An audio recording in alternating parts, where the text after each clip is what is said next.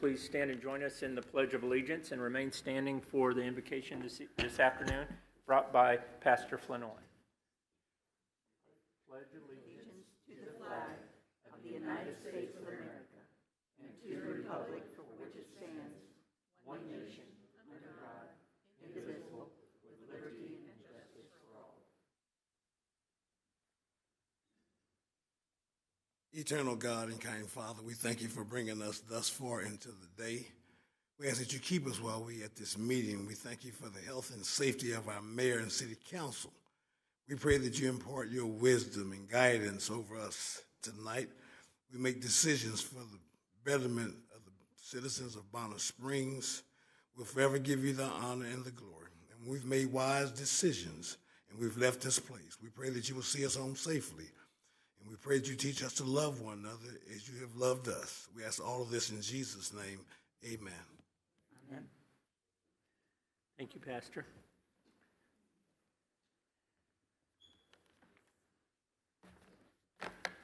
As a part of our meeting, we have an opportunity for the citizens to address the City Council. Our first that we'd like to have is a presentation by Wyandotte Economic Development Council, and then we'll have open it up for others. Good evening, Mayor, council members, Sean. Thank you all for having us this year. It seems like it's gone really fast because we were here about this time a year ago, and it doesn't seem like another year has already passed. But thank you for having us this evening. I have with me my colleague, John Salazar, who is our Business Retention Expansion Manager. We're also happy to also have as a teammate one of the Braves alumna, Carrie Lynn. She gave us a laydown of almost everybody that she knows on the council, and just wanted to let you know she was being behaved and still moving forward and being a good alum of Bonner Springs. And then Monica Breedy is our Senior Director of Business Retention and Workforce Solutions. She could not be here this evening, but she's here in spirit. So we thought what we would do is kind of give you an overview of, again, kind of who we are, what we're doing, what we're working on right now, kind of the connections between us and City of Bonner Springs. And then if you have any questions, let us know. And then you should also have a copy of the one dot piece that we put together. So we'll get started. So first and foremost, we're focused on 4 key areas. The part that captures the headlines is almost always the business attraction side of it, right? But when you look at how we are set up, 2.5 of our 4.5 individuals on our team are really tied to business retention and expansion. So that's why it's always important to have John or Monica with me to talk about the many projects that we actually have open. You all should be getting our monthly reports and seeing how many different projects there are, very heavy on the business retention and expansion. We like those projects because, one, the companies, businesses are already here, and it's a whole lot easier to keep what you've got and to grow them than it is to bring in new folks. And then we will walk and talk to just about anybody under marketing and promotion. Many of you should also have been getting our sort of quarterly meetings in a box or some of the making the dot boxes as well. Those have been coming out, particularly since COVID. And then we spend an inordinate amount of time on workforce solutions, whether that's working with Brill or any number of other companies, talking about the challenges that they have with talent. And we'll talk a little bit more about talent and workforce issues here in a bit. And then our mission is essentially to work with anybody who will help us grow the Wyandotte County economy. And that's become a fairly broad conversation, particularly when you look at workforce solutions. It has taken us into many different paths that we probably would not have thought we would ever be working on 10 years ago. We are governed by a 17-member board. Mayor Harrington is among those. Very much appreciated. Mayor Harrington brings to that board an awful lot of institutional knowledge. We are one of the probably few county-wide organizations. We're not obviously a county agency. We have a contract with Unified Government, with BPU, the City of Edwardsville, and an agreement with the City of Bonner Springs as well. And then about 104-ish private sector investors as well. Our board is a cross-section of both the private and the public sector, and they meet on a regular basis with us to give us guidance, to administer our programs, and then financial oversight of the organization as well. And we appreciate Mayor Harrington and all of his thoughts as well. So when we look at the traditional metrics of economic development, we tend to look at capital investment, job creation, and square footage. You have got that here as well. And I will say, we're at $268.4 million that have been announced so far this year. That's behind where we would like to be. There were about $300 million worth of projects so far this year that have not made it through the process thus far. So we would, our normal goal is about $500 million. So we try to announce about $500 million a year in projects through both attraction side as well as the retention expansion side. About 500 jobs and about 1.5 million to 2 million square feet a year. When it comes to capital investment, we still believe that we can hit about $514 million if all of the projects that are on the books come forward as we expect. But as you all know, the time is ticking, and we're getting into that third quarter and a lot more dates and as holidays. So it'll be a question of whether we can make that happen or not. But again, we don't anticipate this year that, you know, sometimes we think we have it in the bag with a KU hospital announcement where it might be several $100 million, or General Motors is one that we're still waiting for. That one could still potentially announce yet this year, but it is likely that it could be next year as well. And so we're just kind of gauging what these projects are. But right now, we do believe that there's another 200 and some million dollars that we think could yet come forward. Job, yes? At what point do you account them? Like what you said it goes through the process. I'm sorry, I just didn't understand. Yeah, so every month you'll see on our monthly report that we've announced some project. We don't typically announce a project until it has been through the public process or entered well into the public process. So usually it's come through you all. So a city council meeting, we didn't announce Medline officially until you all had approved the industrial revenue bonds, for instance. Same is true with the unified government side. We won't announce it typically until it's gone through the Board of County Commissioners.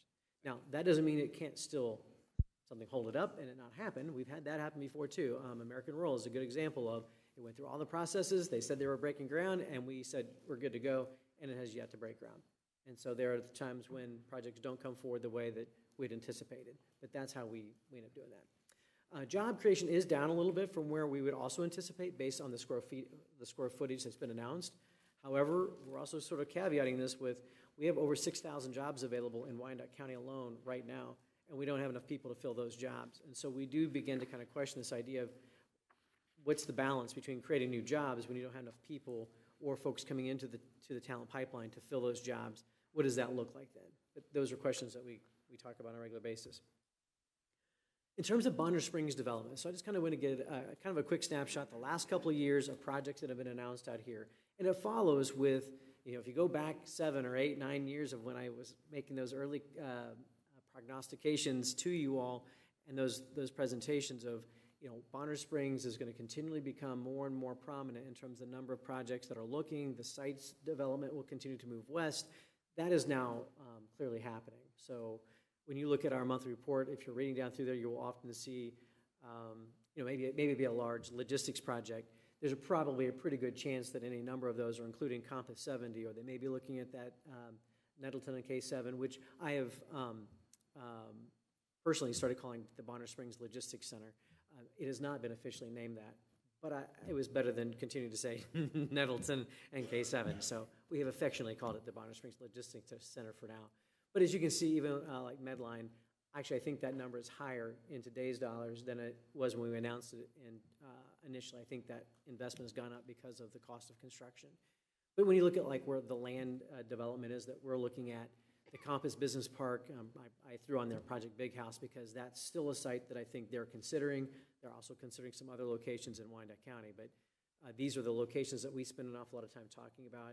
You know, we'll probably need to come back and talk to Sean and Amber about Bonner Crossing and, you know, what is the future still of the Ag Hall of Fame? Are they still looking to continue to look at developing some portions of that development? But you can see that, you know, as we go along, the investment amounts are getting larger. Projects are getting larger, and they're starting to really kind of coalesce around certain locations along K7 as well as I-70. But then when we look sort of countywide, it's always useful, I think, when we come and talk to you, just to kind of give you a sense for the breadth of the projects. Now, it is not surprising that a lot of the development that we're looking at are lining up along major highways, right? So I-70, K7, 635, that sort of downtown core, the Fairfax Industrial Park, where you've got infrastructure. You know, one of the biggest challenges we have today in Wyandotte County, to be honest, is the availability of land that can be developed for certain types of uses. So there's an awful lot of challenging development locations where there is either not enough infrastructure, it's very expensive infrastructure to get there. There are access issues, there are residential issues that don't want to be next to other developments, and how do you figure out how to blend that? And that's where we work an awful lot with your city team to kind of work out what is an acceptable project to bring forward, what are we and you all willing to even consider and look at. And so it's useful for us to make sure that we're in a pretty good open conversation and dialogue with the city team on a regular basis to see, what do we have available? Can we even address this project? Folks will often ask the question, gosh, how did this project come forward? Or there's, tons of projects coming forward. Surprisingly, we probably kill 90% of all the projects that come forward because they're either too heavy of infrastructure needs, they're not the right type of project, they look bad, they smell bad, they're too many trucks, too many this, too many that, and so we end up coming forward really with projects that we have a pretty good certainty will actually meet your long-term plans. I'm going to turn it over to John for just a few minutes to talk about our business retention expansion program. Thanks, Greg. Mayor, council members, Sean, and Amber, I saw her here earlier. Thank you for having us. My role with Wyandotte Economic Development Council, I'm the Business Retention Expansion Manager there. And we typically visit with about 150 companies a year within Wyandotte County. Visit with companies to talk about local resources, how to retain, how to expand their business, and also incentives as well. As you can see in the graph, last year we visited with about 164 companies. This year we're on track to visit over 150 companies again. The process is pretty simple. Whenever I call on a company here in Bonner Springs or Edwardsville or Kansas City, Kansas, we make sure to include the Bonner Springs team. I've often called Amber and now Megan to visit the companies, to meet with them, and to, again, provide them local resources, but at the same time talk to them about the local city resources. And if they're expanding and growing, renovating, we can talk to them about incentives as well. As you can see on the pie chart, the top three companies industries that we mostly have called on are the manufacturers and the logistics and the service industries. Go to the next slide. This was a new initiative this year, the Empower WICO Fund. It's a minority loan, $15,000 loan, 4-year, 4% rate. We started this back, I believe, in March, I believe. And as you can see, we got funded through Network Kansas $150,000 to provide these loans to minority businesses. We have funded all of the $150,000, and actually, as of today, which is why the number says 14 businesses, we approved 4 new businesses, so that would be a total of $210,000 to the minority businesses within Wyandotte County. As you can see, the industries are all over the place. I mean, we have retail, construction, services. So it's a pretty awesome loan that we can give and provide, again, local businesses.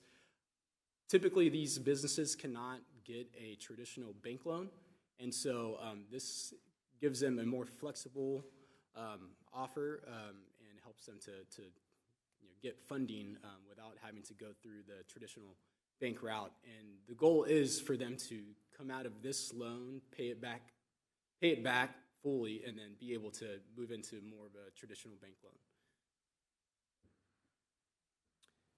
This is the workforce data.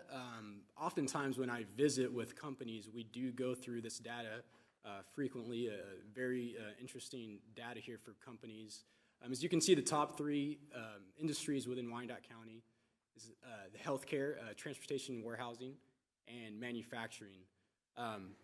Typically, manufacturing and warehousing have gone back and forth, but I don't see manufacturing coming back to the second slot.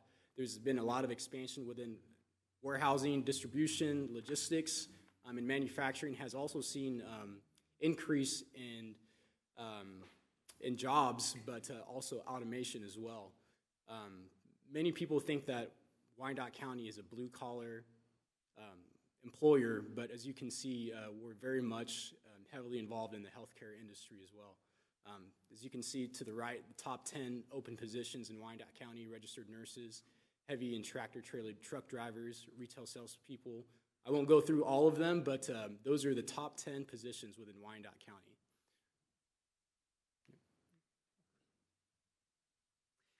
So the other area that we spend an awful lot of time on is what we call the CHIP, the Community Health Improvement Plan. This is through the Unified Government's Public Health Department. And we already had an established Workforce Solutions Committee within the Wyandotte Economic Development Council. And so when the number one item or area of concern for Wyandotte County citizens was jobs and education, we already had that committee set up. So we basically ended up taking on that piece of the Community Health Improvement Plan and ended up identifying these 5 key areas. We spent a lot of time as a team on these 5 areas. So childcare is the most expensive of those items and is one of the bigger issues that we've seen to actually address. And this affects whether you're wealthy or not wealthy. It addresses all age groups and of wealth.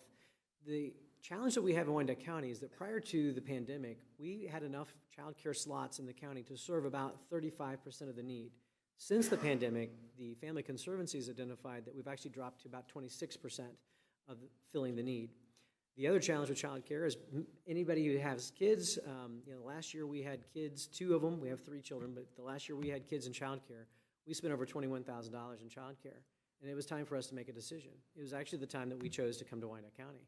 We could no longer write more than a $350 a week check and make the cash flow work. And so it changed our family structure, changed the type of home, changed everything about our family for the better. But families all across Wyandotte County are struggling with the issue of child care.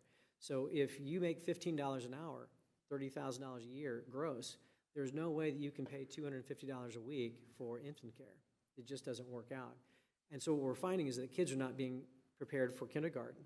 And so what we're beginning to become stronger and stronger advocates for is, 1, that we've got to engage the business sector, but 2, we need policies that will also help guide the use of more child care and be able to grow more child care facilities in the county and statewide. So this is a statewide issue, not just us, but nobody's going to come in and solve the problem for Wyandotte County.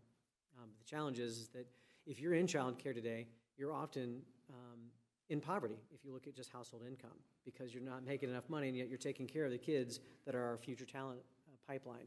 And the reason that we're so involved in this now is because we know that if those kids aren't ready for kindergarten, then the school district only really has until they're about 3rd or 4th grade. And if they're not caught up by then, there's a pretty good chance that they may never catch back up. So we're actually becoming more advocates for early childhood education beginning at the age of 2 at the state level to say, look, great that we have kindergarten, but we really probably need to really start thinking about what is good policy for taking care of children much, much earlier. Criminal history, kind of the same situation where we're very strong advocates for second chance legislation, working with our companies to identify those that will hire those that are coming right out of the correctional facilities, those who have criminal history, working with the community college to ensure that individuals that we know are coming out of the criminal justice system within, say, 12 or 18 months, then why aren't we, let's develop programs to train them so that they're ready to go and then connect them to the companies here in Wyandotte County who are looking for good help. Language, we had ESL programs, we have great business ESL programs. Those are all great. They're not fast enough. They're full. It's not a money maker for the trainers. And so we're beginning to look at what kind of technology can companies use to expedite the language barrier situation. 1/3 of our population in Wyandotte County doesn't speak English well. And that becomes a challenge because many of those are some of our hardest working folks in the community. But we've got to find better ways to get them into higher household income. And for us, all of these efforts are really guided towards increasing household income across the county and identifying how do we create that talent pipeline that meets the needs of our companies. Post-secondary education, that one covers a broad area of industry-recognized credentials, figuring out where those gaps are. We'll talk a little bit briefly about some bus tours that we're going to be doing with the Bonner Springs School District and the other school districts to expose kids to more of our manufacturers, to the college, and to technical education. And then transit is not as big an issue here in Bonner Springs, but in other parts of the county, it is an issue. And in many cases, we know that we have folks who could probably use transit to get to, say, Brill or to other, the Edwardsville Industrial Park is another one of those that we worked a long time to figure out some transit solutions for those folks. Again, talking about median household income, so one of the goals that the board has agreed to is that we want to raise the median household income in Wyandotte County to that of the state. Well, as you can see, even though Wyandotte County has continued to increase in household income. We're not keeping up with the pace of the state and the region. So while we are increasing, we're still in the bottom quartile of median household income. But the wages paid, we are always in the top 5 of wages paid. In fact, if you look at 2022, the numbers have just come out, we're actually number 2 in terms of wages paid. So the wages paid in Wyandotte County support a very high lifestyle. But our household income of those who are working predominantly throughout the county are much, much lower. Now, Bonner Springs enjoys the household income that we wish the entire county had. So your household income is not the same as the rest of the county. It's much, much higher. It's higher than the state, even though it's just slightly below that of the region. And that's holding fairly consistent from year over year. So we consistently see Bonner Springs higher than the state, but not necessarily quite as high as the region as a whole. That's largely in part because of the fact that Johnson County is well over 90,000 in household income. And that really creates quite a challenge, but that gives you some idea of how we compare. So kind of wrapping some of this up, so team connections, because it's all really about how do we engage the city of Bonner Springs, how do we help you all grow, how do we make sure that we're good team partners. On the attraction and retention side, this is really about active projects. So if a project comes through, whether it's through me or comes through Amber, we're coordinating on a regular basis on, is this a project that you'd like us to proceed with submitting for this particular site? Or sometimes it's an easy answer, sometimes it's not as easy to go, does this work? Can we make this work? We know the site plan was approved for X. Can we adjust that in any shape or form? Is that too much? Outdoor storage, is that too much of this or too much of that? And we may decide to move on. And that's just part of the communications that we have. Those developer interactions, so we, on occasion, will sit down with the Bonner team as a team member in a consultative role to say, hey, this is what we're seeing in terms of community benefits and how that's structured, or this is how much incentives are being given for these developments in other parts of the metro, or this is what the unified government's now doing for this same developer, so don't let them play you necessarily, because this is what we're kind of putting together. On the retention and expansion side, John noted that our process is to reach out to the team here to make sure that they're invited to those calls. Making in the dot is when we're always looking to highlight our existing companies. In fact, we were just talking about Brill again. They're kind of on top of my mind because we're trying to figure out if we can package those muffins and send them out as part of a packaging, and would they still be in good shape? We don't want moldy product going out, so that would make sure we don't send bad product. And then marketing promotion, not surprising, that's a lot of the materials you see. But last year at this time, we were in the middle of producing our new website that's now up and live. One of the things that we did with this new website is it now has your own page that provides that demographic overview that we did not have before. And then workforce, we have a number of HR roundtables that we engage on. We've engaged during the pandemic, reaching out to all of the companies and collecting that information. We're in the process of putting together a career guide. So you all may remember the Making in the Dot lookbook that had all the pretty pictures. This year we're going to be doing a career guide that's really around manufacturing, industrial look, to give to the schools, to give to kids, and to work with our manufacturers and companies to say, hey, look, let us help you maybe make some better connections around the educational attainment piece. And then, and I mentioned those student bus tours. So we're going to be doing bus tours for each of the school districts this year to try to bring more interaction between the schools and the companies so we can engage on job shadowing, potential internships, really begin to make those earlier connections with the companies. And then lastly, I leave you with sort of the funding piece of this. So we are a nonprofit, but we are a public-private. What we've shown you here is the dollar amounts historically, so over the last 10 years, of each of the various funding groups, and then what percent that represents of our total budget, and then just kind of give you a feel for how that flows out. We are asking for an increase from the $6,000 that it has been since 2016 to $10,000, which would basically get that back up to 1%, 1.1%, and keep moving things forward. Like all organizations, our costs do continue to increase as well. We hope that we have done a good job of representing Bonner Springs in all of our materials and in representing you all before site consultants and developers, and that we have a good relationship with you and the team as well. With that, I think that's it. Very good. Thank Mayor, you. any questions? Yeah, any questions? On the CHIP program, going back to that, do you have resources that are available to you? I mean, if we're going down to 75% under what you're saying we need for childcare, what resources are at your disposal, or are you saying that's something you're trying to develop? We have resources from the unified government through the health department to help us offset some of our labor costs. So we do spend a considerable amount of staff time trying to figure out how to resolve some of these issues. So we have funding for that. We've also been given some amount of funding this year and next year through the health department to do some marketing efforts and some outreach. It won't be enough to create grants to start child care facilities.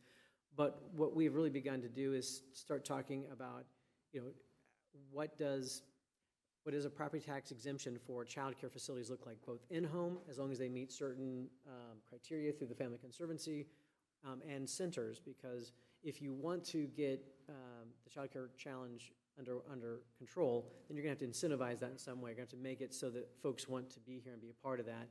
Family Conservancy is looking at those issues as well. Last year, we asked the legislature to increase the child tax credit for companies, which they did.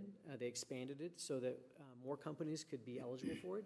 So we're beginning to look at, do companies start looking at child care much like they do your cafeteria benefits? So yes, we all want everybody to have access to 401ks, but if the average employee now stays 18 to 24 months, is it better to put money into 401k, or is it better to give that same employee the option to say, look, would you prefer this as a stipend that we can send to your child care provider, just like we do for your vision or dental care, and begin to have sort of those child care providers of choice.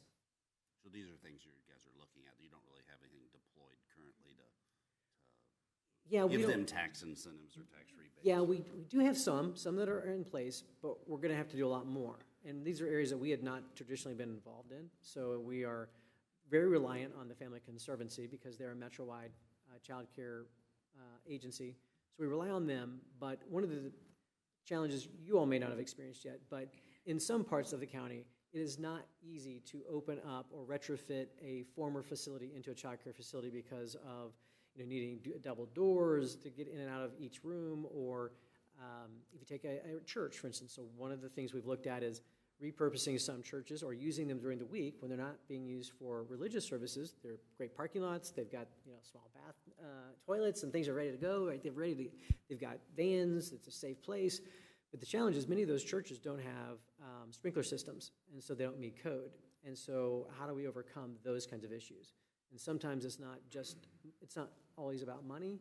Sometimes it's how do we identify the balance between safety, so it's safe enough to be there for church on, say Sunday morning, Sunday evening, and on Wednesday and all the other church functions, but not safe enough to meet code for childcare. And so how do we find common sense solutions to those kinds of issues? Thank you.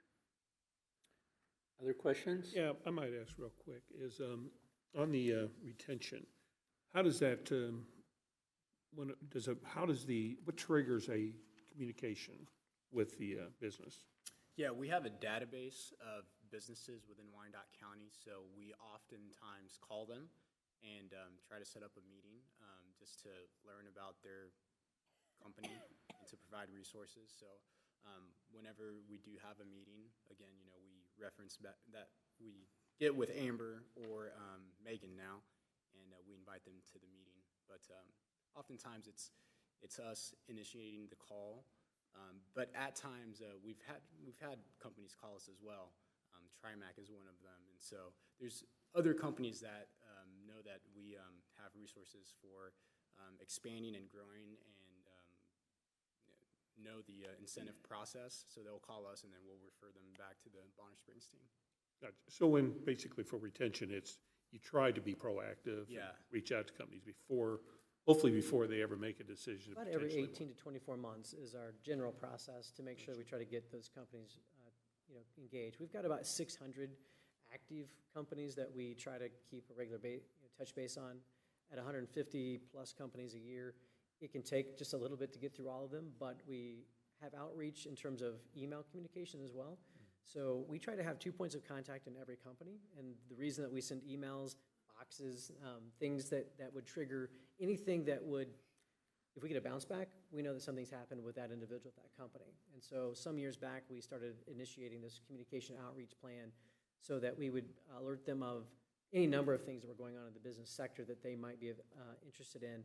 And if we get a bounce back, we know that we need to find out what's going on with that position within that company. That's helped out tremendously.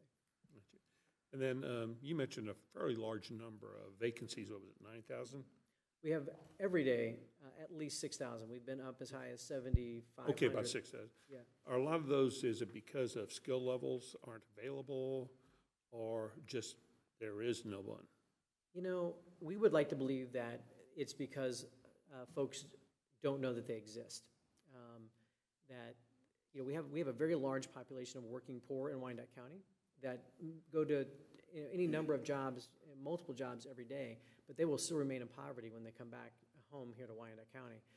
We've got to figure out new ways, better ways to connect with those populations. We've had an intern this summer that is sort of in the policy side of things, and we've asked her to put together some ideas around, and she's younger, to say, hey, how do we engage with folks that maybe don't speak English, or where are these populations of working poor, so that we can find new ways to engage them, tell them about the great jobs that we have.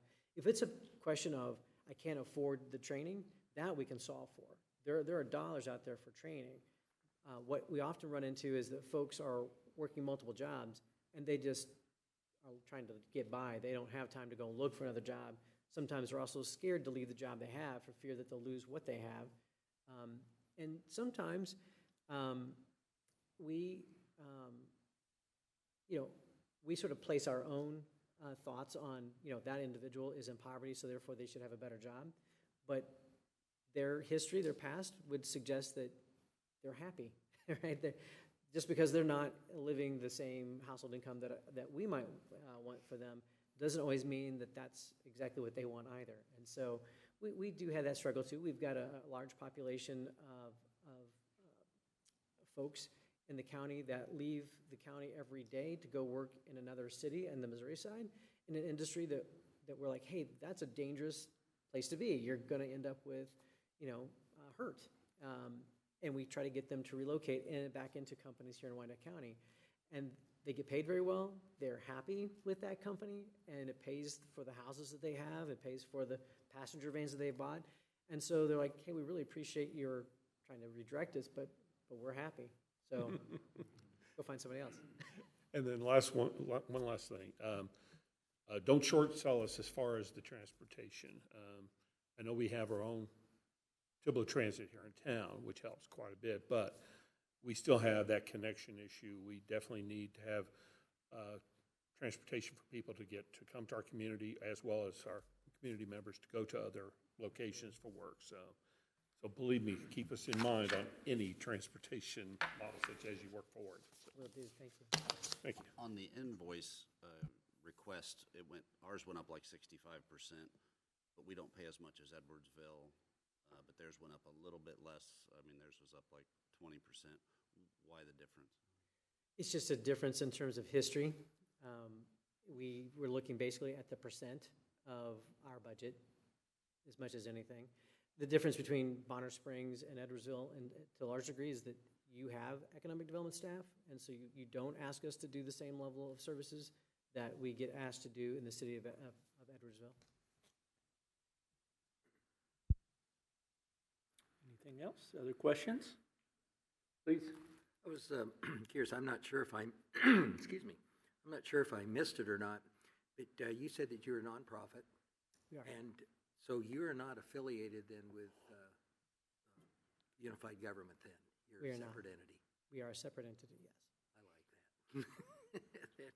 I wasn't sure, nothing personal there, but yet, just from the things that you've been saying and everything, knowing that, I wasn't sure. Probably I was the only one that didn't realize it, but I think that's good. That's what we need. Thank you. Anything else? No other questions? Very good. Thank you, gentlemen. I appreciate what you're doing and how you're doing it. Thank you. Since you're here, can you tell us anything about what's happening with the American Royal? Yes. They were awarded monies from the state through those ARPA funds, so they were awarded, I want to say, $3 million. I don't know if the timing, is equal to that, but I do believe that they plan to do some earth moving this year. However, I do think that they'll have to go back through both the state and the unified government processes because it has been a fairly lengthy amount of time since their project was approved. But I gather that the American Royal Board, I believe, has reapproved them moving forward. Proof is always in the pudding, right? Yeah. Very good. Is there anyone else that would like to address the city council? You're more than welcome to come forward and state your name and address and whatever concerns you have for the city council. This is an opportunity to address the city council on the open meeting, and those concerns will be considered and, if necessary, put on a future agenda. Anyone?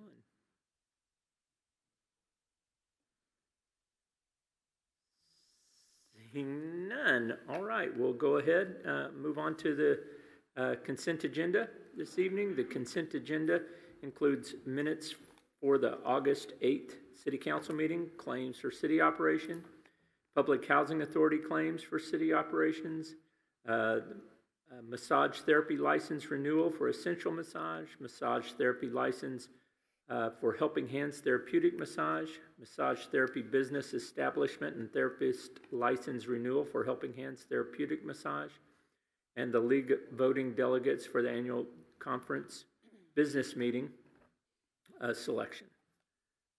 Anything to be pulled by city staff? Citizens? Council?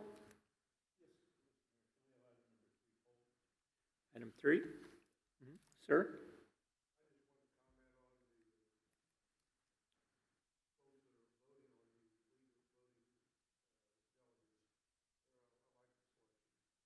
Very good. Thank you. Moving along, anyone else to pull anything or questions, comments? Seeing none, we'll go ahead and I'd entertain a motion for items 1, 2, 4, 5, 6, 7. And we'll pull item number 3 and handle it separately directly following. I'd entertain a motion. Mr. Mayor, I move that we approve the consent agenda with the exception of item number 3 as presented. Second. So moved by Mrs. Gurley and seconded by Mr. Shannon. Vote, please.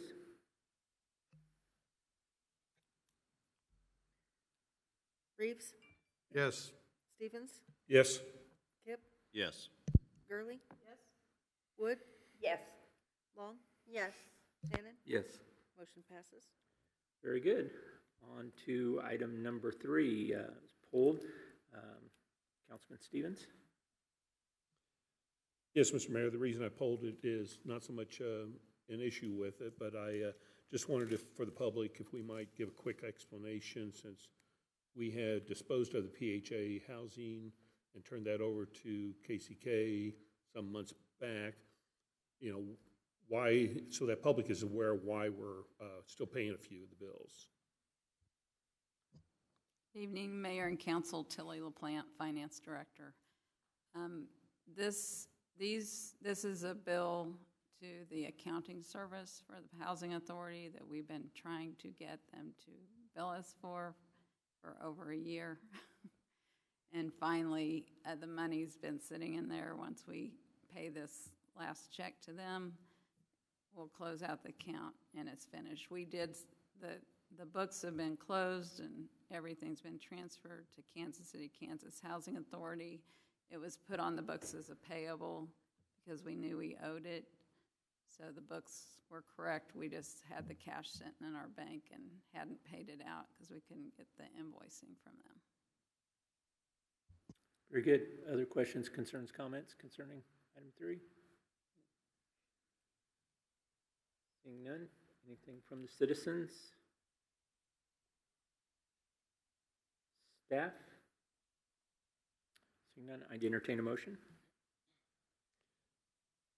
Mr. Mayor, I make a motion to approve the PHA claims for city operations. Second.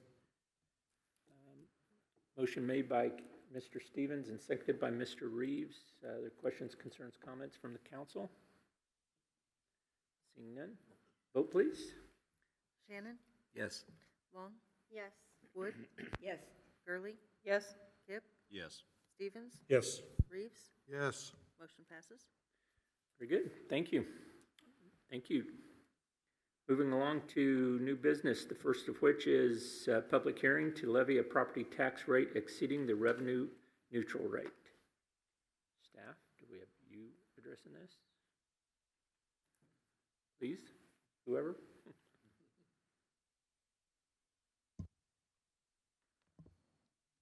Do you open the public hearing Do you first, want to, or- yeah, you don't want to introduce it?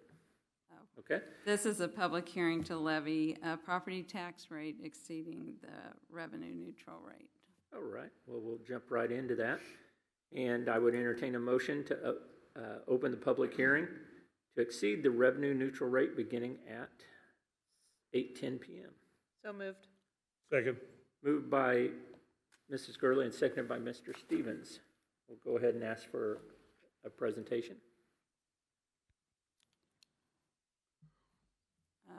Tilly LaPlante, Finance Director. In June of this year, the city received its estimated 2022 valuations, and that's the valuations that we base our 2023 budget on. And based on those valuations, the county was directed by the state to give cities a revenue neutral rate. That rate is basically the rate that the city, if it set that rate, would get the same tax dollars in 2023 budget as the 2022 budget. In July of this year, the council sent notice to the county clerk that it did wish to exceed that revenue neutral rate and collect more tax dollars for the 2023 budget than 2022. In order to levy any more dollars, the council will need to approve a resolution to exceed that revenue neutral rate. And that's what this hearing is about tonight. All right, very good. Thank you. I'll go ahead and ask if there's any public that would like to make a comment concerning exceeding the revenue neutral rate. You have that opportunity. Please come right forward and state your name and address. Appreciate it. Thank you. Hello, my name is Edmund Nicotra. I live at 735 Shidley Avenue. I'm here because it seems like we keep paying more on property taxes. Another $150 for me. That's just me. Other people are now starting to see the same thing affect their house. Things that everyone is saying out there in the public is, should I just move? Well, if people start moving, then there is no revenue. So I'm asking this time, maybe we stay the same this year, and then next year maybe increase. But at the same time, we have to look at everyone else's value. Yes, food and everything else has gone up. Property taxes have skyrocketed. But you know what hasn't gone up? Our pay. So I'm asking this one time, maybe next year too, that we don't increase. Thank you. Thank you very much. I appreciate you coming forward. Anyone else that'd like to stand and please come forward.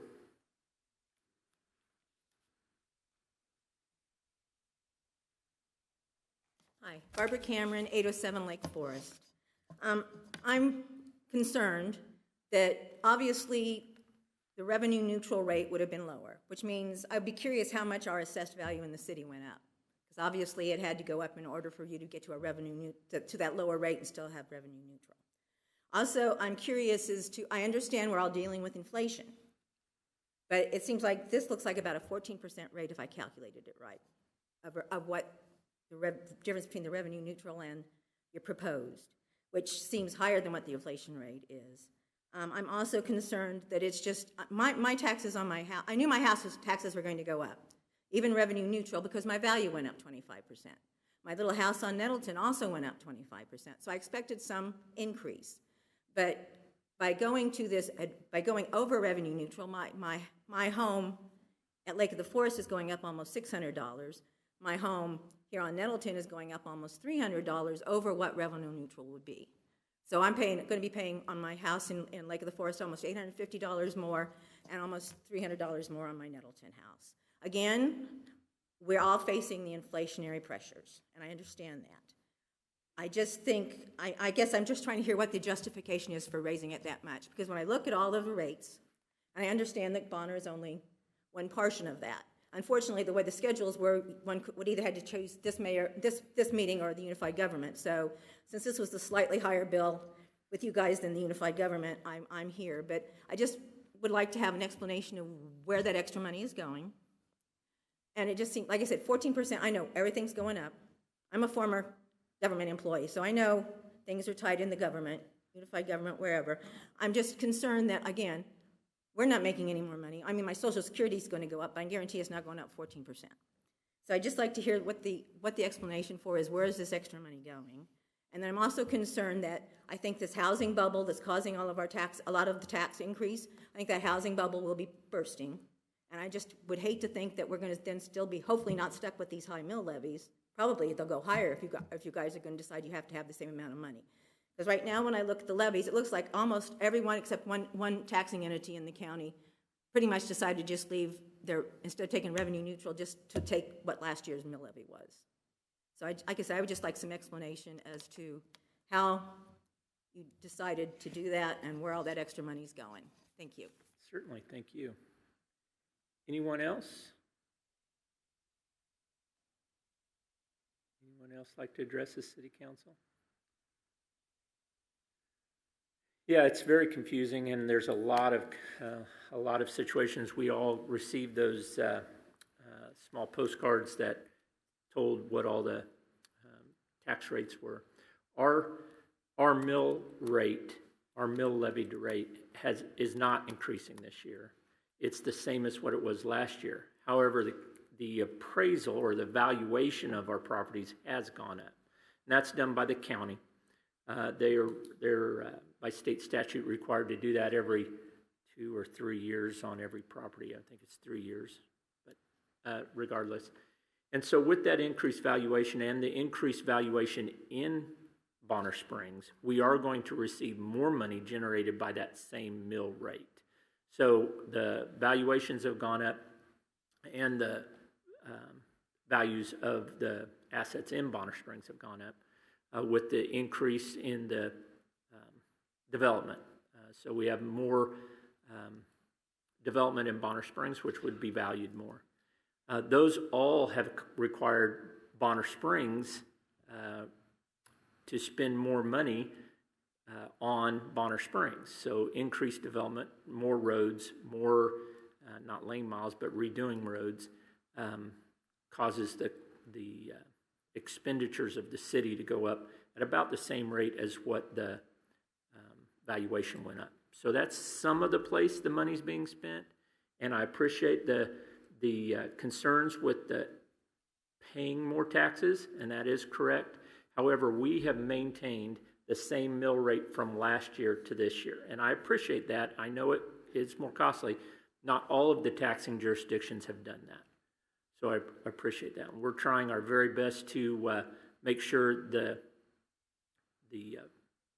City of Bonner Springs is doing things as efficiently and economically as possible. Thank you. We're going to go ahead and close the public hearing now. I will entertain a motion to close the public hearing at 8:18 p.m. So moved. Second. So moved by Mr. Shannon and seconded by Mr. Stevens. Now we'll have the City Council consider the next agenda item, which is, I'm sorry. Huh? Vote on the public hearing? Vote on closing the public hearing? Okay, and the motion for closing the public hearing, now we'll need to have a vote on that, please. Long? Yes. Wood? Yes. Stevens? Yes. Reeves? Yes. Kip? Yes. Gurley? Yes. Shannon? Yes. Motion passes. All right, now we'll go on to item number 2, which is a notice of public hearing and scheduling a public hearing for the proposed 22 budget amendments. I'd go ahead and entertain a motion. Wait, you skipped one. This is item number 2. I'm sorry, I'm looking at the one online, it's different. Oh, we're now considering approving a notice of public hearing and scheduling a public hearing for the proposed 22 budget amendments. Correct? If we have items. Mr. Mayor? Yep. I'm sorry, the agenda I have online Yep. has a resolution, approve a resolution to levy the property tax rate. Yeah, because we just voted to close the meeting. Yeah, We we- didn't vote on the actual. Yeah, we had a levy. public hearing, but we did not approve the resolution. Yeah, so our sheets is missing an item. You're absolutely right. I missed that on the. I'm trying my very I'm best. so sorry.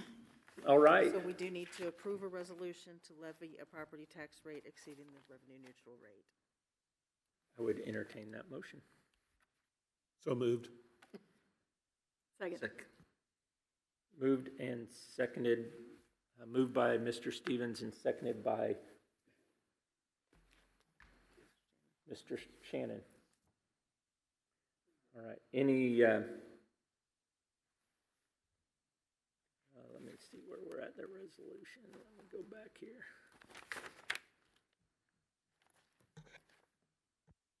Anything to add by city staff? Nope. I got it on here. The only thing I was going to add is again, this item is specific to what is now required under state law with this revenue neutral process involved now. So again, the subsequent items to this will reinforce that there is another public meeting to talk about the specific budget and to approve the budget. So for some of those questions related to how the budget is being prepared, again, this has been a pretty long process of development, and it's still not done with tonight's meeting. So I just want to make that clear for everybody that what is item 2 and 3 on this sheet, but correctly 3 and 4 on our other sheet, will again be opportunities to review the budget as it's proposed. So this is just because of state law having to go through exceeding the revenue neutral rate, which is the amount of money the mill rate would have generated prior to the increase in the valuation. Correct. And we are, with the increase in the valuation, we are, the same mill rate is making or taxing more money. Right. And that's the reason it is exceeding that revenue neutral rate. Yep. Typically, we think about it in millage, and that's the number of mills. The mills are not changing as far as going up. What's being recommended is that we take in $1 more than what was generated in the prior budget year. That requires the revenue That hearing requires, to exceed the revenue neutral. Clear as mud. Okay. Any other comments from the citizens? Seeing none. We have a motion already. Questions or concerns from the council? Seeing none. Vote, please. We already had a motion. I have some. I've got something as well. I was waiting. Let's get a motion then. We'll go ahead and have a motion for the resolution to levy a property tax rate exceeding. Yeah, wait, I made the motion, remember?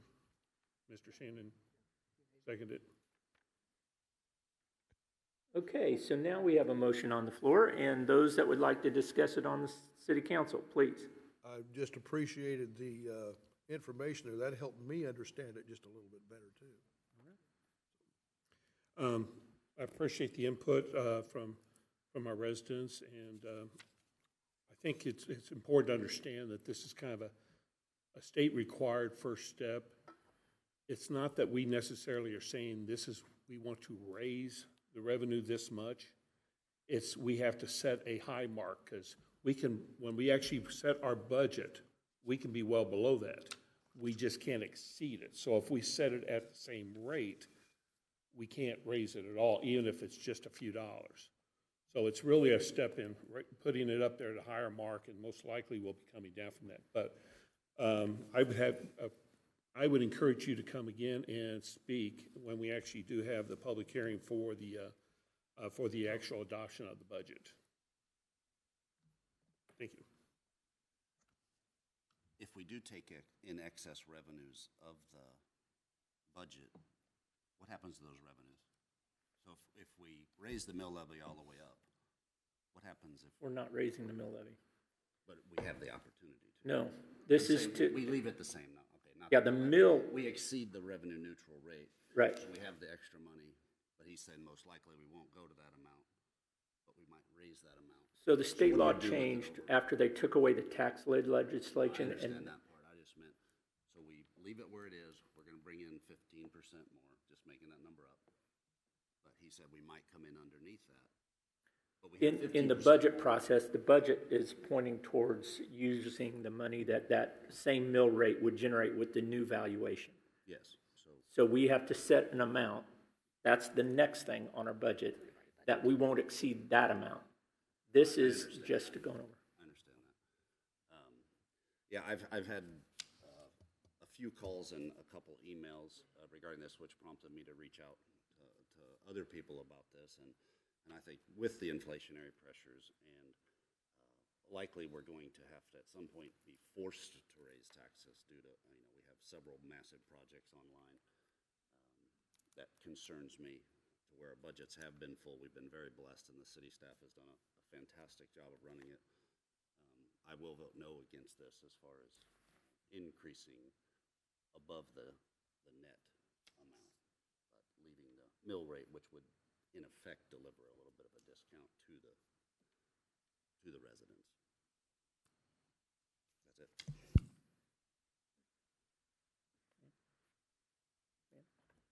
it. Barbara, I wanted to thank you. I know it's very hard to come up before strangers and be very honest about what you're experiencing in this.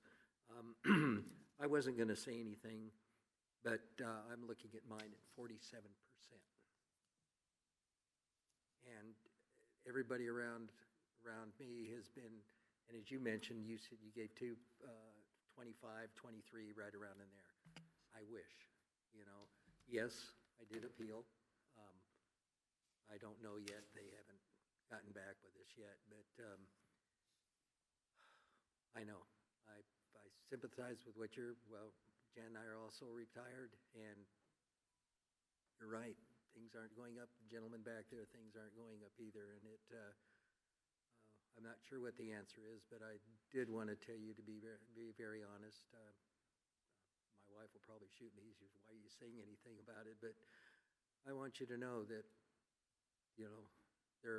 mine was a lot higher, and I wish mine was at 25%. So, okay, thanks for coming up. I appreciate your honesty. Anything else? Questions, concerns, comments? Seeing none, now we'll have a vote on the resolution to levy a property tax rate exceeding the revenue neutral rate.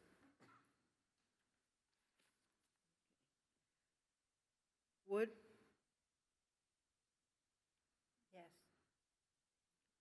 Kip? No. Stevens? Yes. Long? Yes. Shannon? Yes. Gurley? Yes. Reeves? Yes. Motion passes. On to item number 3, which is a notice of a public hearing and to schedule a public hearing for the proposed 2022 budget amendments. Tilly LaPlante, Finance Director. This is to approve the notice to go into the paper to hold a hearing on September 12th to amend the 2022 budget. We had 3 funds, the soccer fund, water fund, and wastewater fund, that required amendments. So this would be just to approve that budget notice. It will be published in the paper, and then the hearing will be held on the 12th. 7:30. Very good. Thank you very much. Any other staff input, comments? Citizens' questions, concerns? Seeing none, I'd entertain a motion. Mr. Mayor, I make a motion to approve the public hearing notice and schedule a public hearing for the 2022 budget amendments for Monday, September 12th, 2022. Second. So moved by Mr. Shannon and seconded by Mrs. Long. Questions, concerns, comments about this scheduling a public hearing? No? No. No. Seeing none, vote please. Gurley? Yes. Kip? Yes. Stevens? Yes. Reeves? Yes. Shannon? Yes. Long? Yes. Wood? Yes. Motion passes. And those 150, another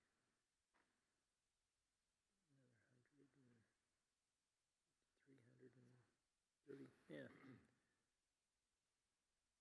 Pretty significant. All right.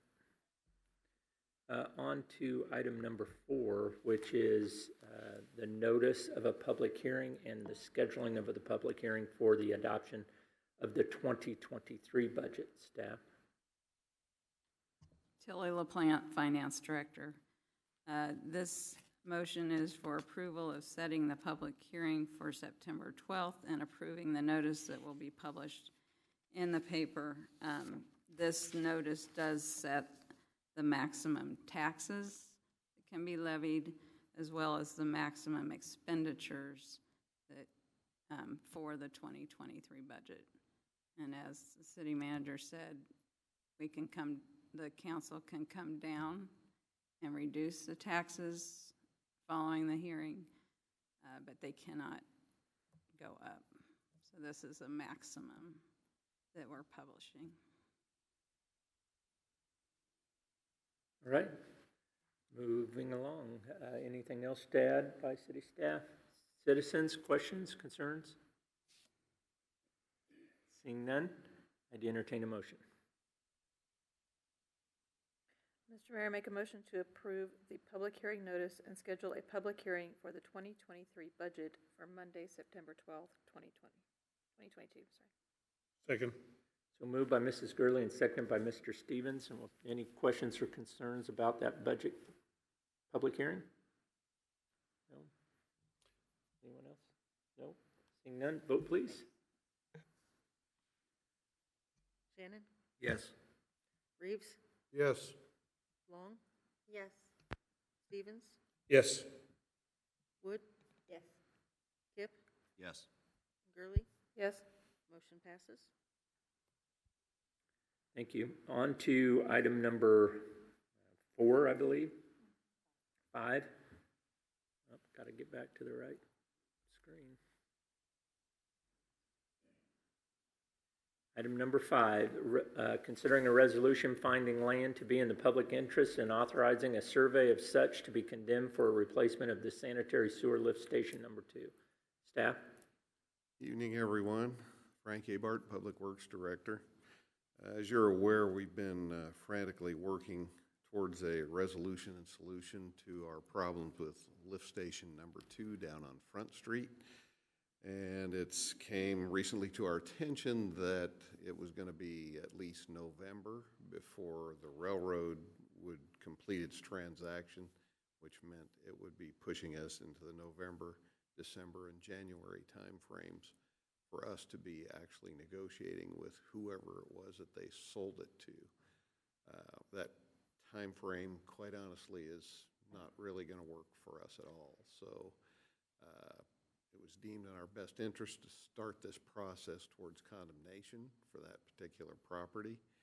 And this is the first of several steps in that process. So you'll see before you on the agenda, this first one is the resolution. The next step comes right after that. Then there'll be some business with a petition being filed with our attorney with the district court to move it to the next steps. With that, this is the first step, which is a resolution determining that it's in the best public interest to move forward. I'd entertain any questions on this topic. Very good, thank you. Anything else to be added by other staff? Nope, seeing none. Questions, concerns, comments from the citizens? Seeing none, I would entertain a motion. To approve a resolution finding the land to be in public interest and authorizing a survey of such to be condemned for replacement of sanitary sewer lift station number 2. Second? So moved by Mr. Reeves and seconded by Mr. Shannon. Questions, concerns, comments, and we'll start down here, sir. Notice it looks like you're talking about condemnation on the whole lot, not just a section. That's correct.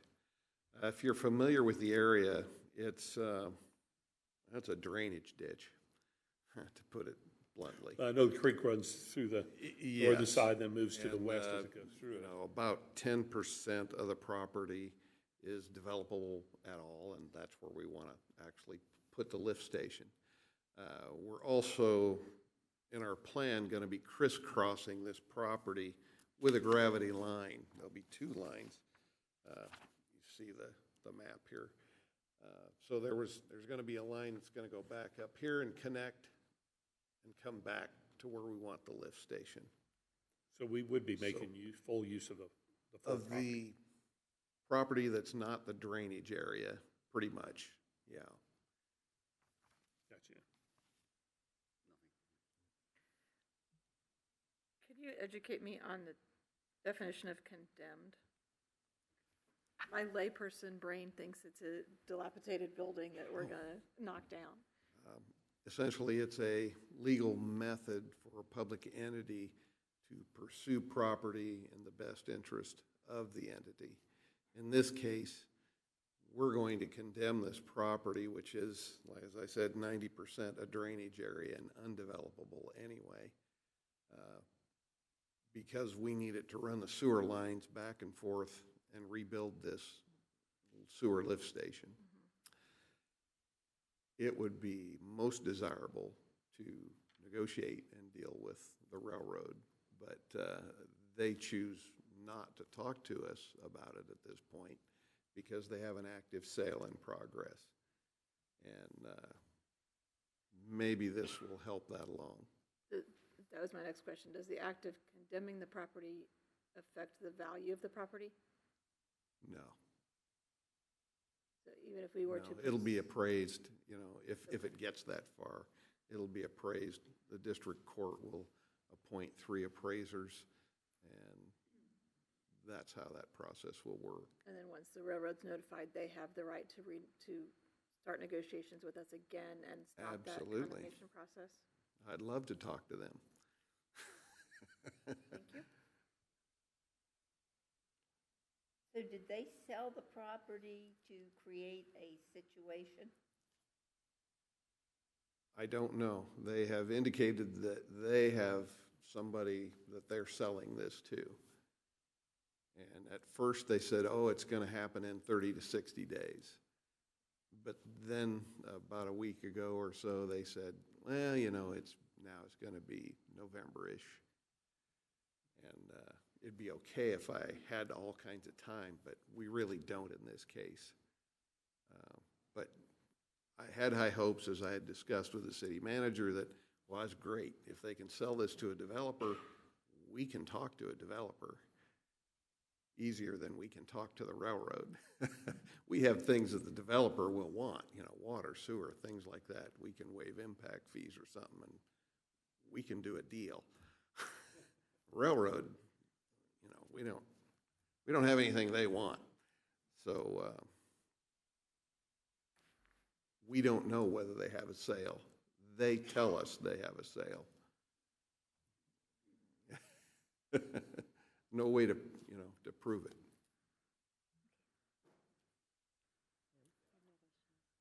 Frank, the 2 things. When you were holding the piece of paper up, Yep. I wasn't sure exactly. Where do you foresee putting the new lift station that we're going to get? It'd be along Front Street. Yeah. on the other side of the creek.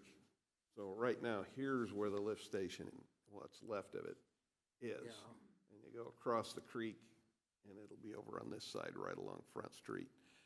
That piece of the property is Right, okay. the only piece of the property Right. that is They essentially used to keep a lot of their developable. railroad ties there, if I'm not Okay. mistaken. Oh, I don't Okay.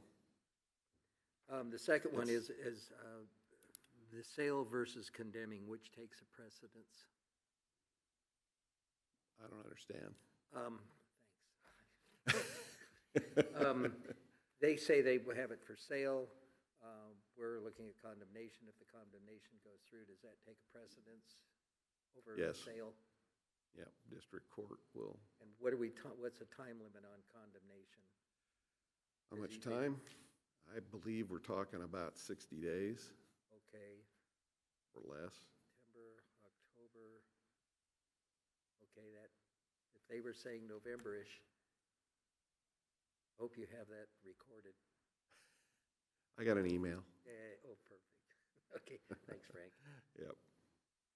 I have heard it is difficult to get the railroad to be a party to any type of negotiations or commitment, and it's surprising that they would have any type of contract for sale that they would think would be happening very quickly. So I don't know.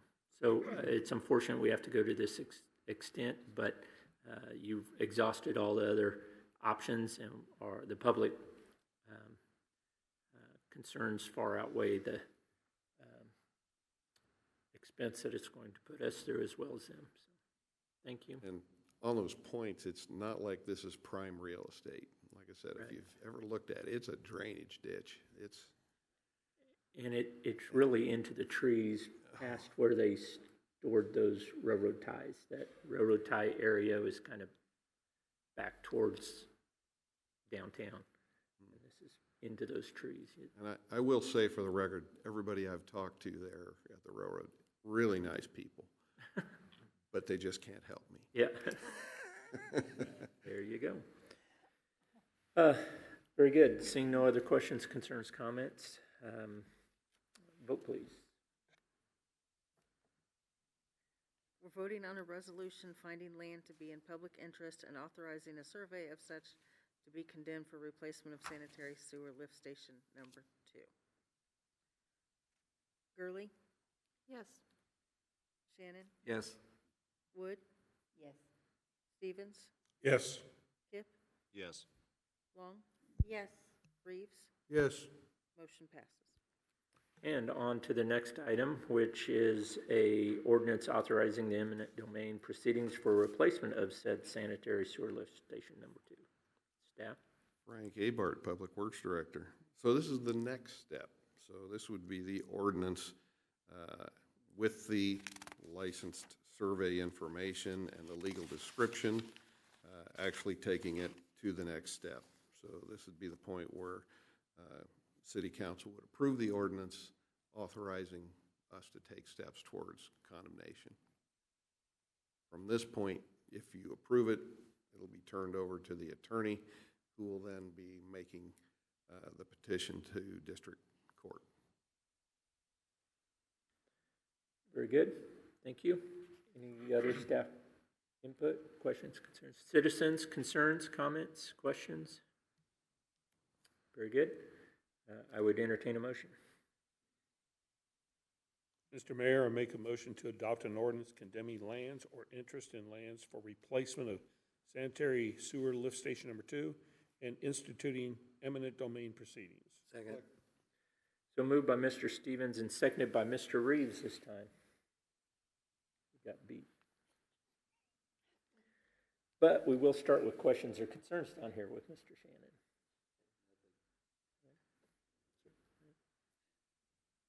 Seeing none, vote please. Long? Yes. Wood? Yes. Kip? Yes. Shannon? Yes. Gurley? Yes. Stevens? Yes. Reeves? Yes. Motion passes. Very good. Thank you. Thank you. Wish we didn't have to do those things. But, yep. Yeah. I wish that lift station hadn't failed. But on to report. That concludes our business items. Now on to the reports, the first of which the city manager's report. Mr. Peterson. Just a couple things. I do want to thank everybody that was part of the Aquatic Center this year that wrapped up last weekend. Doggy Palooza was this past weekend on Saturday.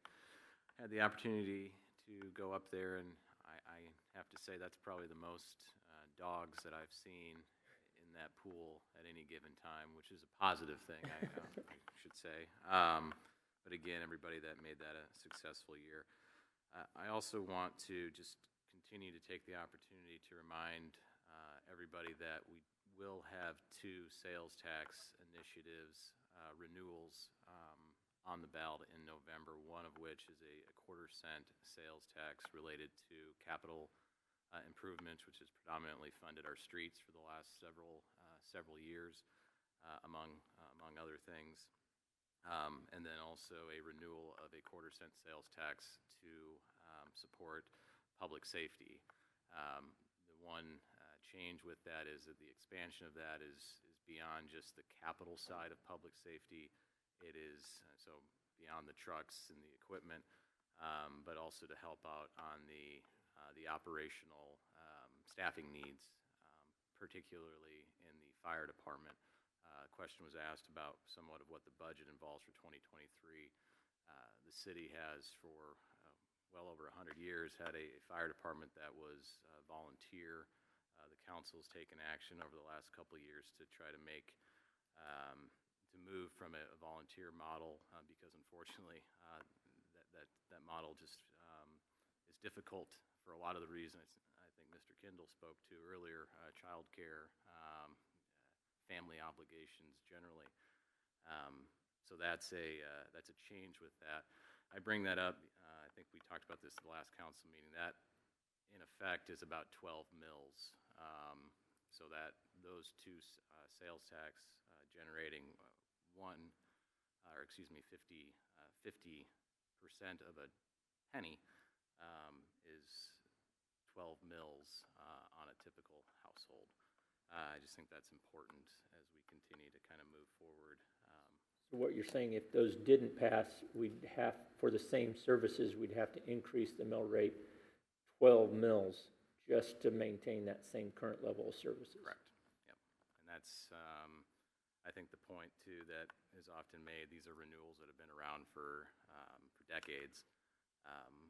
But the nice thing about sales tax is that not everybody that lives in a community pays that sales tax. And we are fortunate to have a good pull factor, meaning that there are a lot of people that come into Bonner Springs to shop at stores that we have, spending their tax dollars or their money here, generating tax dollars that help offset property taxes.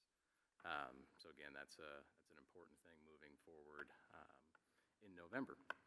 And then lastly, I was going to have a few minutes, Colleen, if you would like to come on up and just talk a little bit.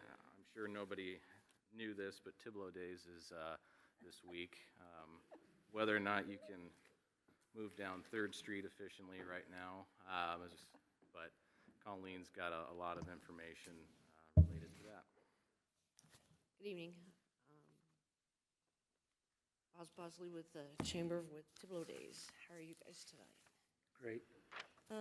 In your package, you'll find a couple things that we put in there concerning just the new parade route, which will be going to the top of Oak Street this year and continuing on down and disperse past Oak Street. So that map is there. And also there is a map of the vendors. All of the little red dots are vendors. And we're real excited about the vendors this year because we are 100% sold out. We've added about 40 new spaces on Oak Street. Those are completely sold out. We also have a lot more members of chamber members that are helping, volunteering in a lot of different places this year. Another thing that if you notice up at the top of the map up there by Union Bank, we added a kids fun zone this year. We have a person coming in doing balloons for a couple hours, free for the kids. Person coming in and doing cartoon drawings for the kids, free for several hours. There'll be a scavenger hunt throughout the city in Tiblo Days for the kids, smaller age kids. So those are a few things that we've added to Tiblo Days this year. Also, I think Amber put in your packet the timeline of everything that's going on. If you need a hard copy of it, I can get you hard copies of it. Does anybody have any questions? Thank you. Good luck. Oh, also, the chamber gave you guys all T-shirts this year, and hope you enjoyed wearing them.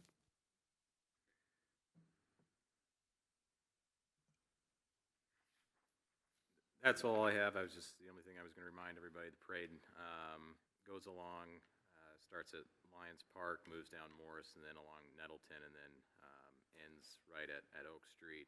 The parade does start at 9:30 on the 27th, Saturday. So, with that, Very good. And the dignitaries line up at the high school. You need to be there by 9 o'clock, I believe is what. 8:30, sorry. It says 8:30. Oh, yes, And yes. somebody said 8:45, so 8:30. 8:30, after you ate biscuits and gravy at the Christian church, so that's the only other requirement. And if you don't see Christina break about the magnets, you have all the magnets. I have the magnets, and I will have them Saturday morning at the high school. Very good. Moving right along, I will. Okay.